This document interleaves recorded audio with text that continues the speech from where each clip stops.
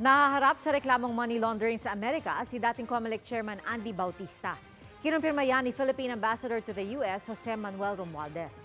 Inaalam pa raw niya kung si Bautista ay nasa kustodiya ng mga otoridad sa Amerika.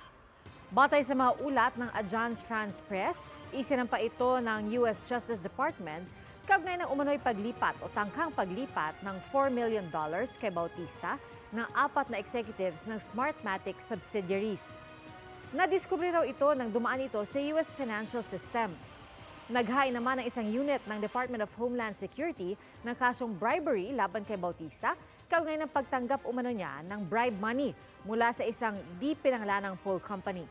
Sinusubukan po namin kunan na pahayag si Bautista pero sa nauna niyang pahayag, itinanggi niyang tumanggap o nanghingi siya ng suhol mula sa Smartmatic o anumang kumpanya. Handa raw niyang harapin ang mga akusasyon.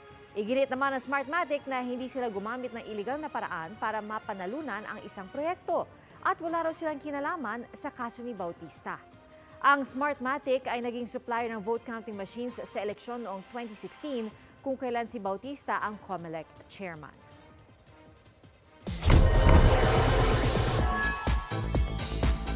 Ang aerialist na si Marvin Peralta ang itinanghal na first ever Ultimate Champion ng Battle of the Judges. Nakuha ni Marvin ang pinakamataas na score na 91.52 battle stars para sa kanyang makapigil hiningang final performance na may komplikadong stunts gaya ng pole dancing, hanging tube, aerial silk at umbrella.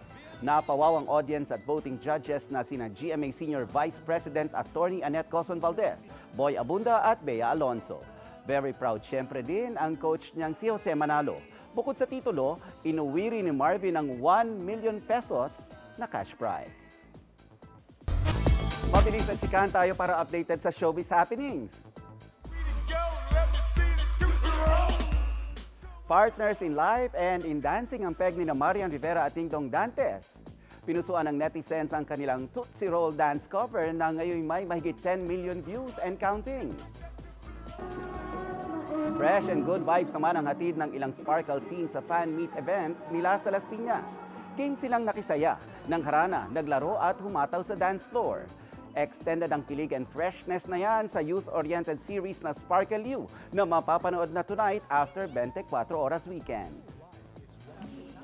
Nagbigay naman ng sayang ilang Sparkle artists sa charity event ng Kapuso Brigade para sa mga abandoned elderly. Dumalo rin doon ang actor-comedian na si Nino Mulak.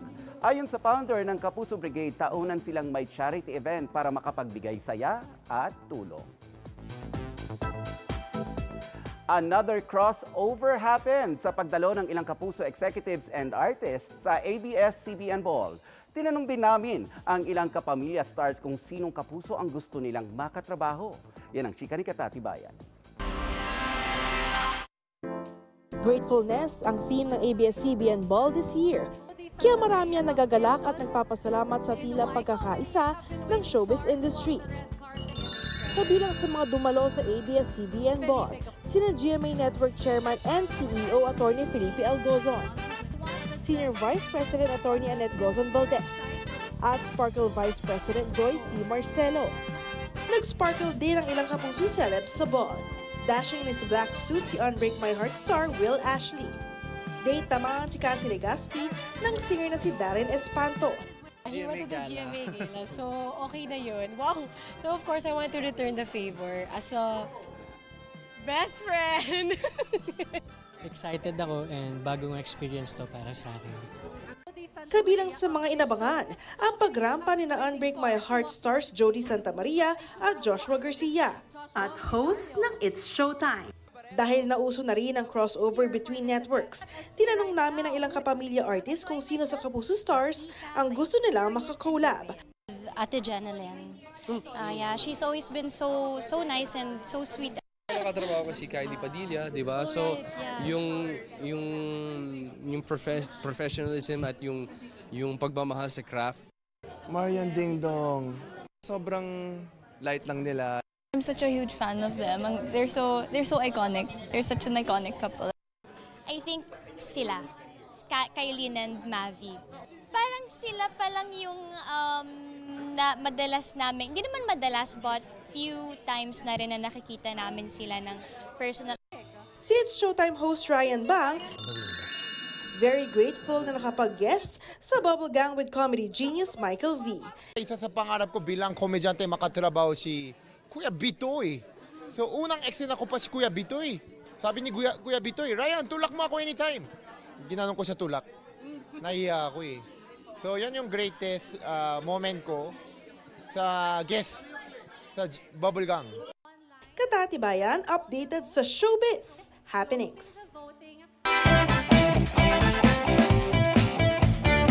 Mga kapuso, Tech Talk naman tayo. Ultimate throwback ang feels sa trending ng mga larawan na tila pang yearbook noong 90s. Masubukan na natin Meron mamaya. Wala pa. Okay. Tingnan natin. Yung mga picture na yan po, AI-generated na pinusuan ng ilang sikat na netizens. Nakatutok si Dano Tingkungko.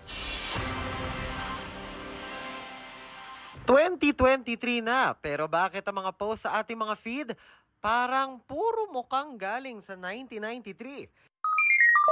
Ito ang bagong kumakalat na trend ngayon online. Ang mga litratong mukhang pang-yearbook ng dekada 90. Pero lahat yan gawa sa pamamagitan ng Artificial Intelligence o AI. Lapag ka lang ng litrato mo kahapon, sagot na lahat ng AI. Sumakay rin sa bandwagon na ito, pati ang ilang mga kapuso celebrity tulad ni Megan Yang. Isa sa mga sumubok sa 90s yearbook AI trend si Ernest. Hindi na raw bago sa kanya ang AI dahil ginagamit niya ito sa trabaho bilang creative director. Hindi na rin daw bago ang AI image generation. I think this one is more detailed. It captures the facial expressions and then medyo mas symmetrical siya in terms of the face placement as opposed to before yung ibang apps na try ko. Isa sa mga maganda raw sa challenge na ito, pwede mo makita ang sarili mo sa ibang anyo at postura na effortless. Batid daw ni Ernest na may kaakibat ding potential na risk sa data privacy at security ang paggamit ng mga ganitong uri ng app, kaya meron din siyang sarili mga pag-iingat. For me, I used my other phone without my private details. Beware of the risks that you might compromise. Don't upload photos you will regret seeing on the internet. Ilang beses na ring paalala ng tech at security experts bago gumamit ng anumang app, laging i-check ang privacy terms at ang nire-request nitong access sa inyong mga datos para masiguro ang inyong kaligtasan online. Para sa GMA Integrated News, Dano Tingkungko, nakatutok 24 oras. So may ganyan ka na nga. OG yung sa'yo. Pakita ko sa'yo mamaya. Yung akin, totoo eh. Totoong 90s. Mga kapuso, 85 araw na lang, Pasko na. At yan po ang mga balita ngayong weekend para sa mas malaking misyon at sa mas malawak na paglilingkod sa bayan. Ako si Pia Arcangel. Ako si Ivan Mayrina mula sa GMA Integrated News, ang News Authority ng Pilipino. Nakatuto kami 24 oras.